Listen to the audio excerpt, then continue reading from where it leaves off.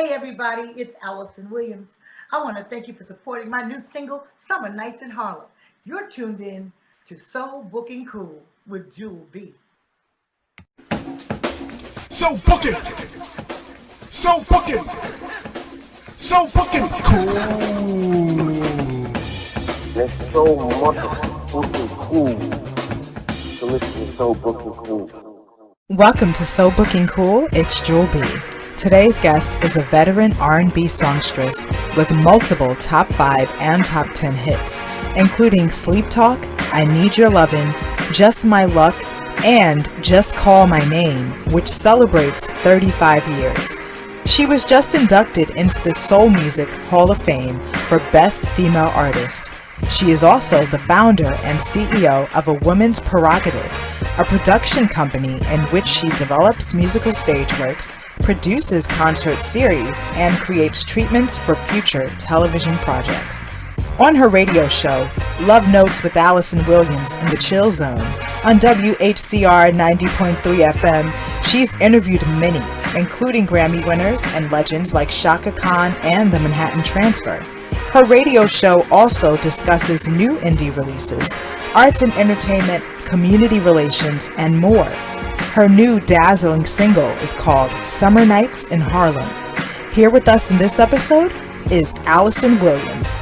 Check out part 1, only on So Booking Cool.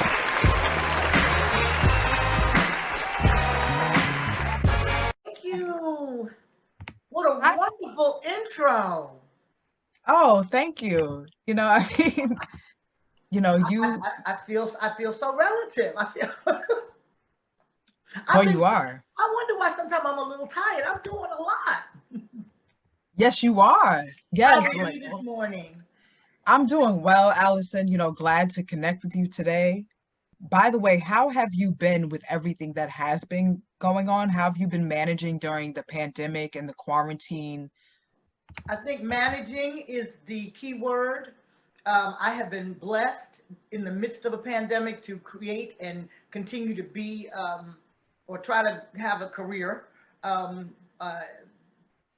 you say, releasing new music into the universe is something that we didn't even think we'd have the opportunity to do. We were trying to do it in August. We've had plans for the last year or so to put Summer Nights in Harlem out in the summer at night in Harlem.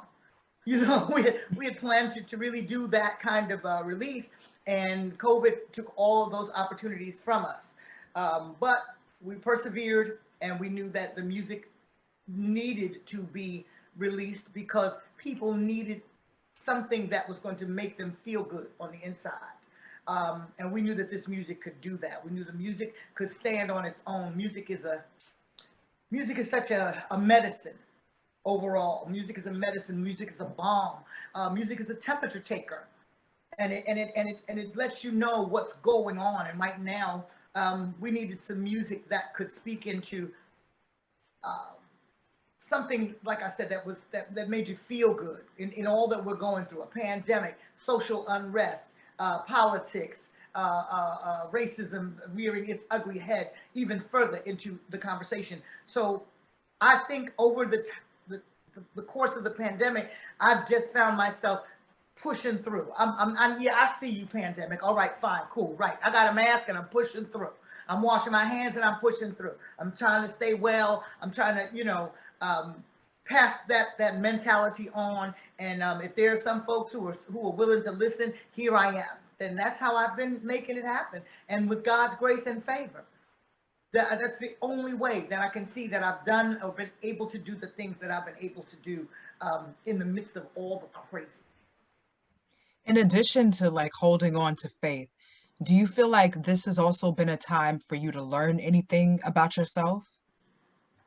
Absolutely. I felt, you hear people say, they were built for a pandemic. I'm really okay with staying in and not really having a lot of places to go. I like to go. People tell me that I'm all over the place. They see me here and there. And I do, I'm a very social butterfly type person, but most of the time it's because there's an obligation to go. There's not a lot of places that in normal times that I was going places just because I felt like it. I had to go because either I needed to show my face or show my support or go to work or whatever. And I don't think people really realize how much, as an artist, that's all part of it, you know, the socializing and the going different places. But when we had to shut down and had to stay in, I was fine. And it allowed me to slow down because a lot of times I just felt like I was on a wheel and I was running. And faster the music played, I just ran faster. So I think this time of pause, we've been put on pause, it's for a reason. And the entire playing ground has been evened out. Not just one city, not just one state, not just one country, but the world has been put on a global lockdown for us to sit back and reassess, sit down and listen to the quiet, sit down and reboot. And that's what I've had. I feel like I'm pushing the refresh button because I can catch up with some of the things that I've needed to do. You know how you always say I'm gonna get around to it? Mm-hmm. I've had a chance to do that. I wish I had more. I'm not coming down on myself. I think because of the things that I have been able to accomplish, I'll going forward. I'll get around to some of the other things. I wanted to get my guitar back in place and my piano back in place. But because of some other situations where I didn't have my instruments with me, I couldn't do it. But I got other things done. So, you know, but now I can make room for those things. Because I think everybody should have taken, I don't care if they just organized their closets, they should have learned something during this time. All right. You know, I learned how to cook a lot of other things that I wanted to learn. I love to cook. You know, I love to eat healthy, and I like to figure out new ways to eat healthy, but make it interesting. You know what I mean? There's a lot of things that this time of slow down, this time of pause has brought me to. So I've been okay. I miss my friends. I've lost a lot of people, and I thought I was going to get out of 2020 without losing anyone else, but just last week, 4 people. Oh my gosh, I'm sorry. And COVID was the culprit. So Wow. it's hard. It is hard. Like when it is hard and you're reminded of how things can be hard, and I'm sorry, like for what you have had to go through and stuff recently, like with losing people. How do you deal with that? Is it turning to your faith? Absolutely. Absolutely. Because without it, you're just kind of flailing in the wind. You know what I mean? If you can't, if you don't know that there's something larger than you turning these wheels, then where would you turn to figure out, you know, how it's being done and how we're going on from day to day? It certainly doesn't come from the White House, and you know, and although you know, science is what it is, they're not the ones hanging the sun in the sky. So faith and the belief in God is how you make it, at least for me. And in those times when you know you feel sad and you feel mournful, you realize there's a bigger plan. You know what I'm saying? And it makes you grateful, because with as many things as I've had the opportunity to do, I've remained well. And I don't take that lightly. I've been a lot of places. And even though I've worn the mask and I've washed my hands and I've worn gloves and I've been in and out, you know, every time you go outside now, the reality is it's a roll of the dice, because we know so little about this thing. So, you know, when you lose people or people become ill, or you know, it's difficult, but you have to just stay strong and stay prayerful and keep going. That's all you can do. You keep going. I know that we lose people all the time because death is a part of life, but in this COVID atmosphere, it feels so much more dreadful than ever before. It just feels so much, you know what I'm saying? It's like a person could die from a heart attack, you know, or die in their sleep, but the COVID thing in your head just makes it worse. The loss, the sense of loss is just so much worse during this time. So to answer your question, I just pray about it, and when I feel like I feel sad, I allow myself to have that moment, and then I keep going. Now, as far as music goes, because I do know like your family was involved with music. I believe your father was. Yes. Mhm. And so was that an outlet for you? And when did you realize that it was something that you wanted to pursue? Well, actually, both my parents were in show business.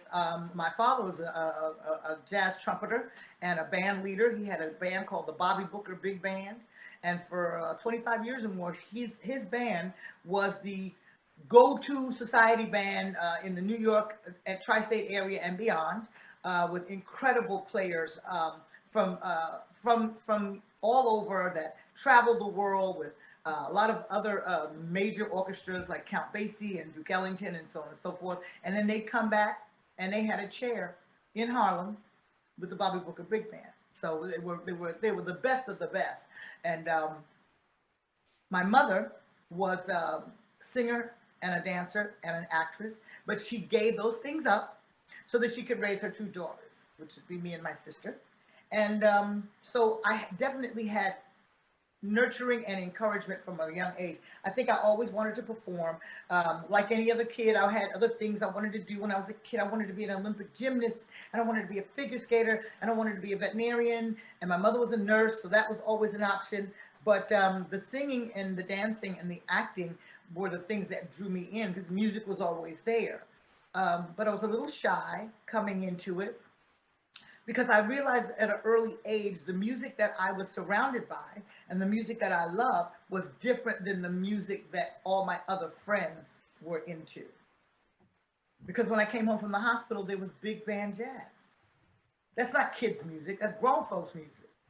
And being 10 years younger than my sister, I was around grown people almost most of the time. I was around my father and his friends, my mother and her friends, because everybody was already 10 and 15 years older than me. They were going out, by, and I was home.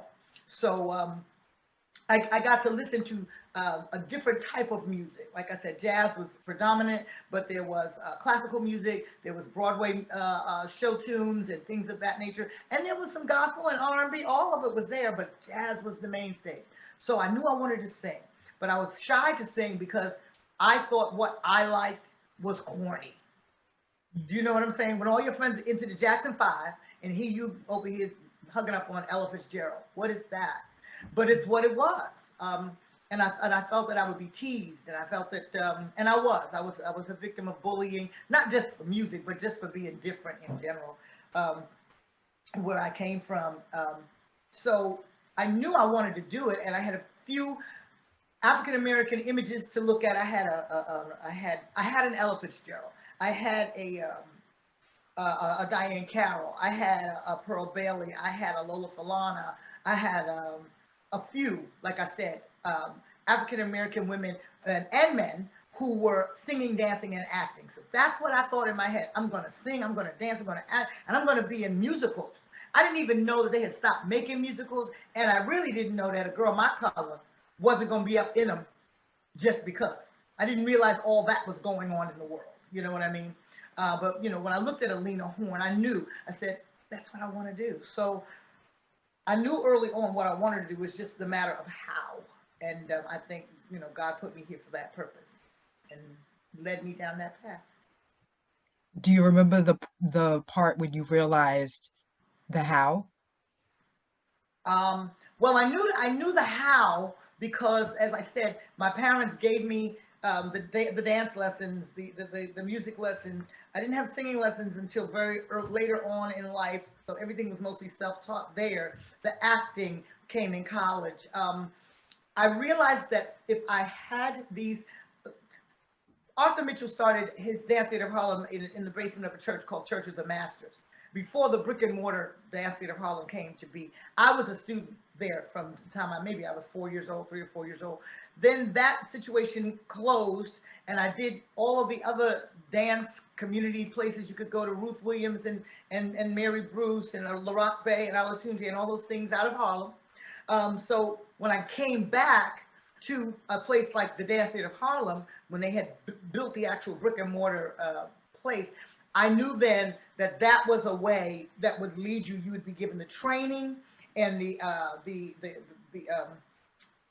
be put in touch with the different avenues in order to really pursue a career. So you would learn that by being at a place. And I was a scholarship student, and I really did well there. I excelled it up into the junior company, and it led to other dance companies that I was able to join and dance with professionally. And like I said, the acting came with that. I did have some musical training at a young age, piano and so on and so forth. So I just, being surrounded by it, if that's what you do, every day of the week you go to school, and then you have your dance lessons and your piano lessons and so on and so forth. That's how.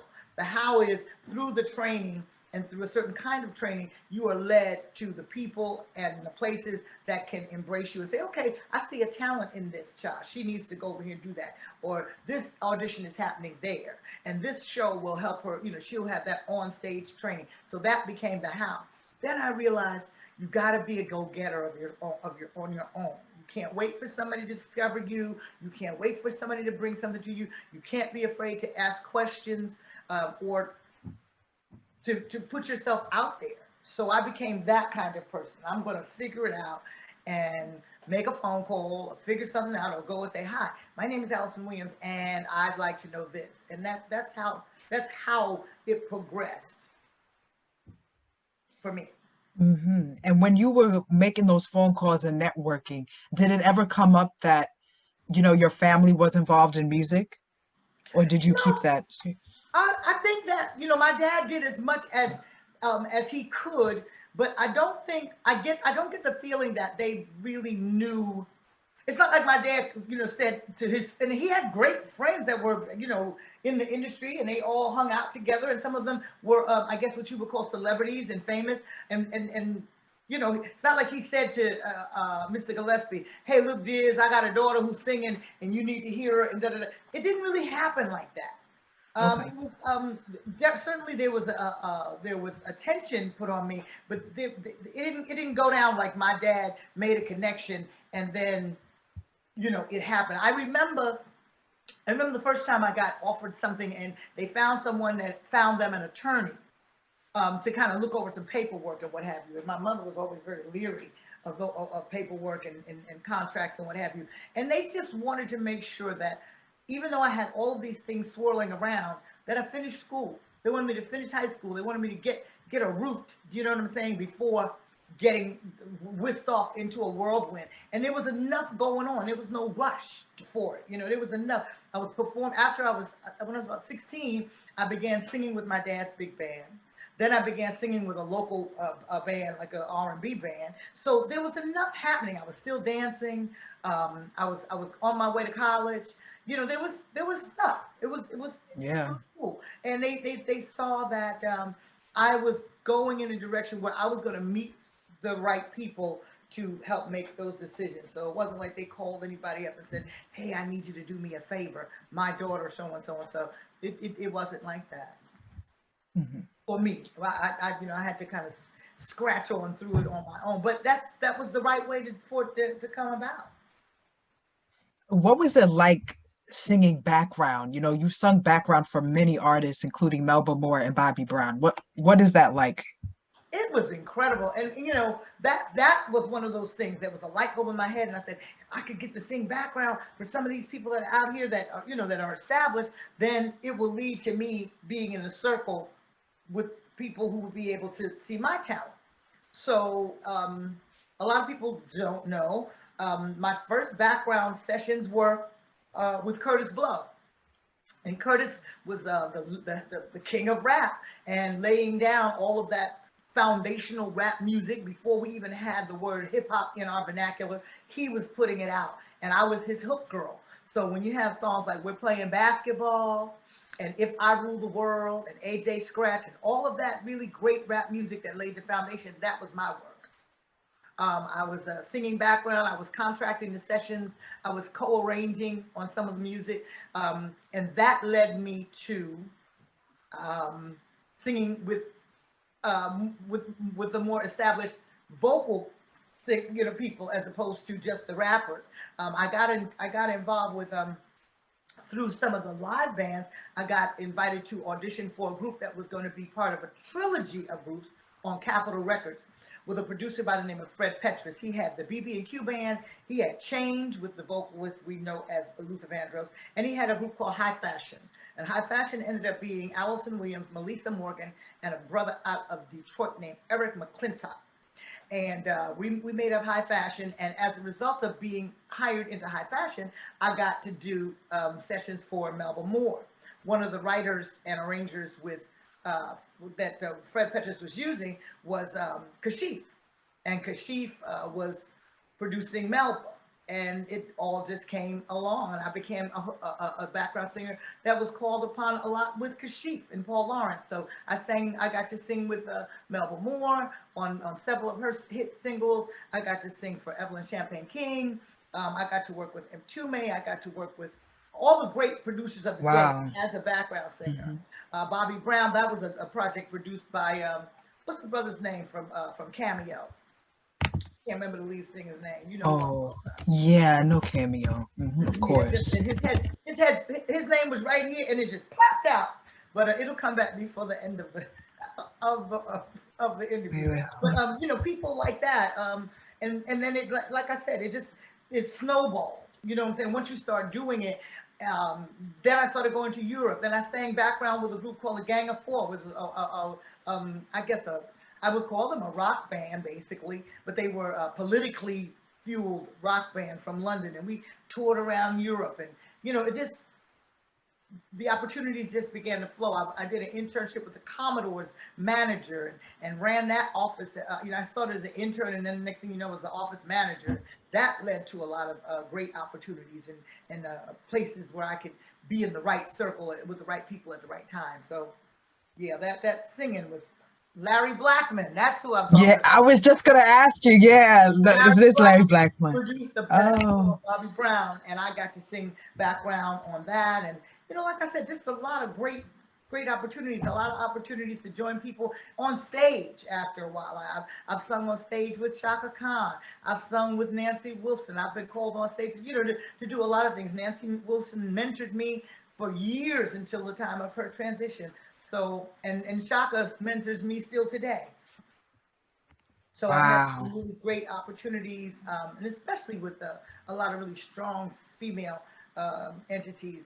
Melba Moore is very right there in my life.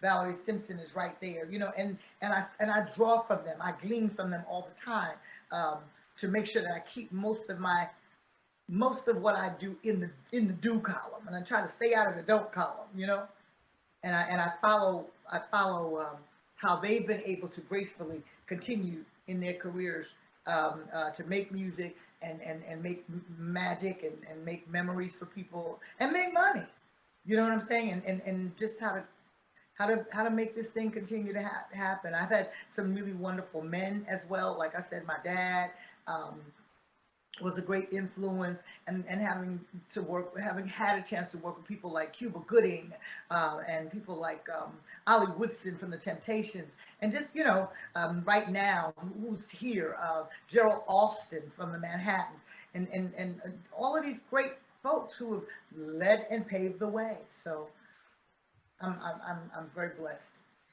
What are examples of the do's and the don'ts columns for artists? For me, now it's going to be different for everybody. Dr. Angelou was a great influence and a mentor for me. And she used to say, never be afraid to ask for what you want, just be prepared to pay for what you get. And so there are a lot of things out here that we want. We want fame, we want celebrity, we want notoriety. But I think for me, and maybe it's just because I'm getting older and I have a different view of the world, I think sometimes we push the envelope a little bit too far.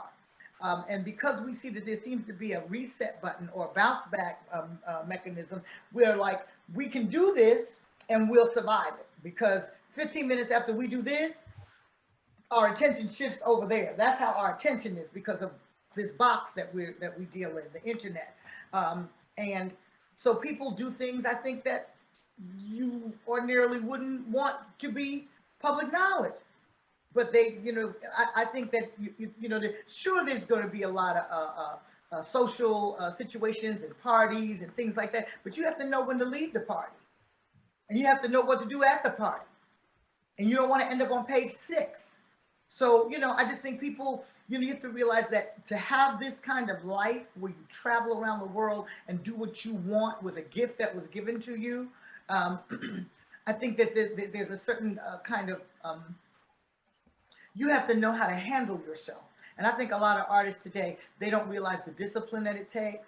They don't realize that you might want to do everything, but everything is not to be done. You know what I'm saying? You want to try to pull back a little bit. And I think but it happens with everybody. Everybody's got to go through their growing pains. What's sad is that some people get caught up in it and they don't bounce back, or they mar their career and hold themselves back from going as far as they could go, or even sometimes any further, because they just did too much. They did too much that was reckless. They were reckless with a gift.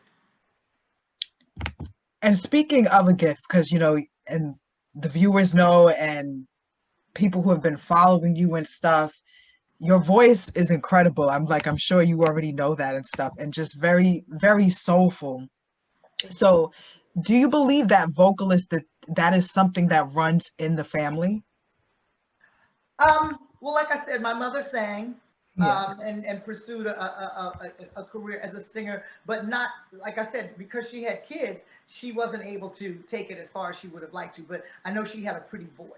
You know what I'm saying? She had one of those classic jazz singer kind of, lyrical voices,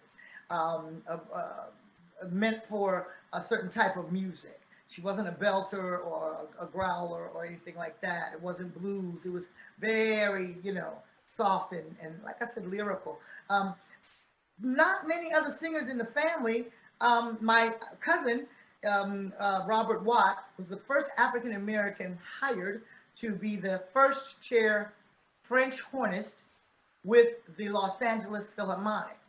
And it makes me proud, because I know what kind of training and discipline one has to have to play concert Philharmonic music. Do you know what I'm saying? I'm not saying that jazz is any less or R&B is any less than that. I'm just saying he went to the highest level, a highest level, a pinnacle of what you can do in classical music. What really made my eyes spin around was that this happened in the 60s. I was just a little baby, but in the 60s, there were no black people playing Philharmonic music. He was the start of that. He was one of the very few. They had just started hiring black people to play, and he plays French horn. He wrote a book called The Black Horn that talks about, that whole life, that, how it was, and how he could, how he was accepted into that world, and how he wasn't accepted into that world sometimes. So it just makes you, it makes you think, when you think about 50 or 60 years behind, prior to this point in time, certain things were going on, and you can't even imagine that. Really? Weren't we civilized? What kind of Stone Age thinking, was that hindered us from being, accepted into those worlds? But it was happening. And so it makes me proud to know that my cousin is a pioneer, and he took on the horn because he was given a trumpet by my father. So he was named after my father, Robert. So that's special. Yeah, it is. Yeah. And we are the two that have made music our career, our lifelong career. Now, when did you realize that becoming a radio personality and an entrepreneur, and at one point, as you mentioned, you were also acting and even portrayed your friend Phyllis Hyman. Like, when did you realize there was other parts of entertainment and even business that you wanted to take on? I knew that all the time. It wasn't that I didn't know it. It was the how. How can you do this? How are you going to pull this off? Because it's a lot. But I'm looking at other people who seem to have it. And so why not? I never looked at anybody and said, wow, they have hit records and they're doing endorsements for commercials. And now they opened a restaurant and now they're doing this. I never looked at them and, they're making movies. Oh, they're on Broadway. I never looked at it and said, oh, that's a lot. I don't think I'll ever be able to do it. I always looked at it and said, well, how can I and when is my turn? And I still feel like that. Like I said, I watched certain people and I thought that was how the business worked. when I looked at a Sammy Davis, or I looked at a Lena Horne, or I looked at a Harry Belafonte, they were singing. They were singing in concerts and tours and what have you. They were on Broadway. They were in movies. They were on my television screen in variety shows. I thought that's what it was supposed to be. You know, that's what I thought it was supposed to be. So there was no other mindset for me to go to. That's what I thought. I always knew. I just looked for the opportunities. I always knew that that's what it was supposed to be. I had 2 majors going into college. I went to Marymount Manhattan College on a dance scholarship, and then my second major was communication. So my mindset there was, if you have to have something to fall back on, it's got to be something that is related to what you do.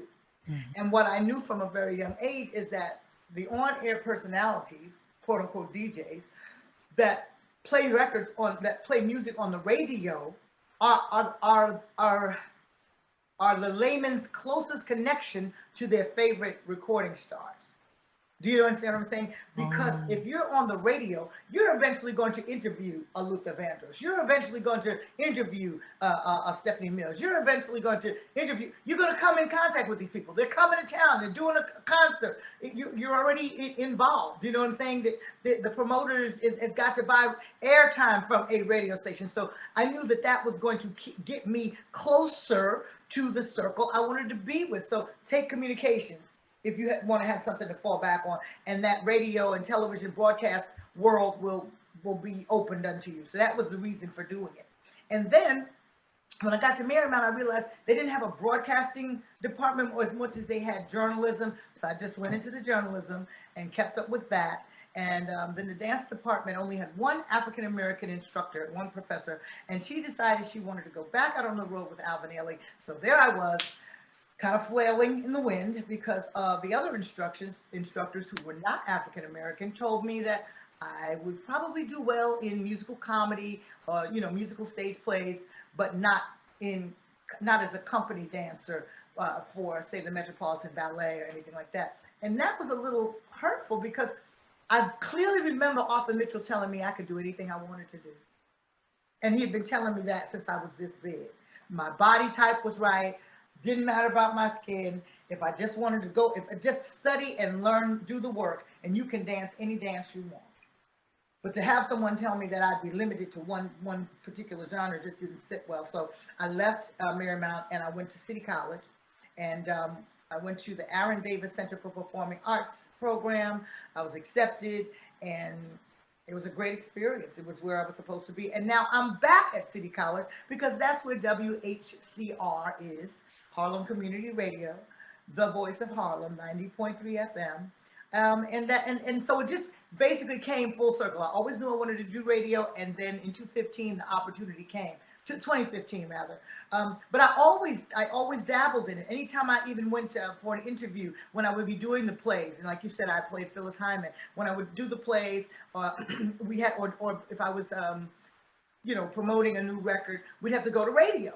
But I always told them, I said, set up the interview, but I must read some copy. I want to read the weather. I want to do an ad. I didn't want to just sit there. And what that would lead to a lot of times is the program director would call me back and get me on the phone and say, listen, are you still in town? We got a really great response from our listeners. Can you come back and maybe fill in for Doug Banks or Tom Joyner? He's not going to be in because he's flying wherever he's going. And so I got a chance to work, and still keep that radio thing going, even if it was in drips and drabs here and there.